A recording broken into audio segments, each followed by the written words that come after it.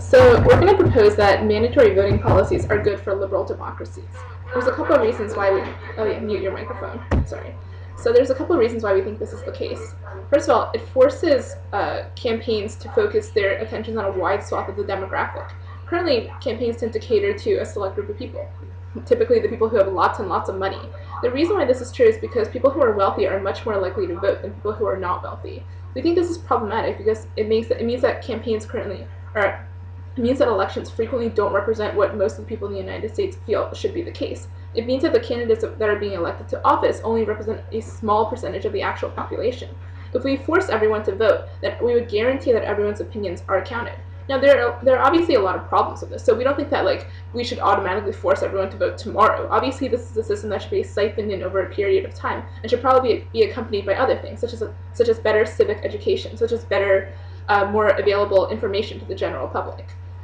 We think that if everyone were voting, this would create greater accountability on the election system. People would be more focused, or politicians would be forced to deliver better campaign messages that cater to a broader swath of the population. We think that democracy would become more representative, and we think that having everyone's opinions counted would make the system more accountable to a greater part of the population.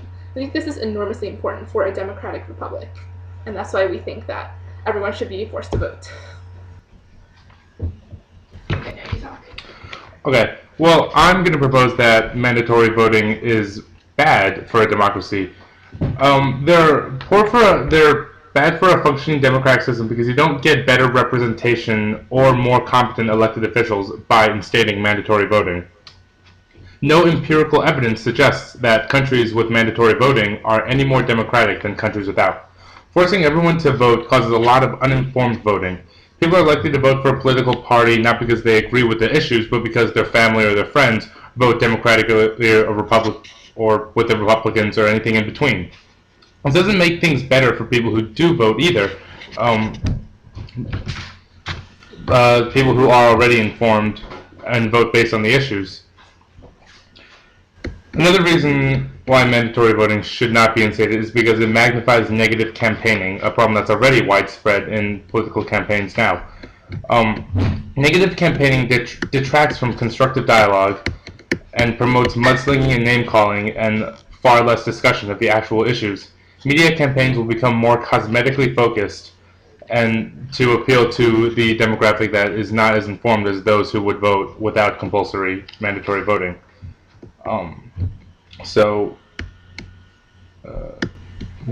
And this would be bad for a informed democratic government. So Mike raised a lot of really interesting issues. I think he's right about some things, but I think he's wrong about more than he's right about. So the first thing he talked about was a lot of uninformed voting. The first response I have for this is that uninformed voting is going to happen in either world. But in the current world, it's actually worse because the people who are going out there and being uninformed and voting are likely people who are coming from the wealthier portions of society. So more people. I mean, this is obviously a generalization. I'm not saying that all poor people don't vote or all wealthy people are voting without information. That's obviously not the case. But of the people who do go to the polls right now, who are just casting votes nilly-willy, they're probably coming from the more better-off portions of society, and they're also more likely to just vote exactly the way that Mike described, in line with what their families believe or what their friends are telling them to do. Obviously, this is bad for democracy. This is bad for a number of reasons. You obviously don't want people voting for things that they don't genuinely believe in because you get worse representation. But I think that if everyone were voting and if everyone were subjected to a penalty to not vote, it would sort of even out the uninformed voting on both sides. And this might sound kind of silly, but to some extent, uninformed voting isn't as bad as people believe. If you're voting for a party that generally advocates for your beliefs, even if you don't understand what the exact policies are, that can help you in the long run. If you're from a less wealthy portion of society and you're voting Democrat, you're probably more likely to have your needs met than if you were to vote Republican. We think that there's a correlation that already exists between wealth and whether you vote Democrat or Republican. So we think that the amount of uninformed voting on either side can actually help equalize the sort of income disparity. Well, mandatory voting actually, it doesn't just promote uninformed voting, it actually forces it. So you say that a lot of people that vote uninformed right now are from the wealthy families, and a lot of people who don't vote right now are, let's just say, from more low-income areas.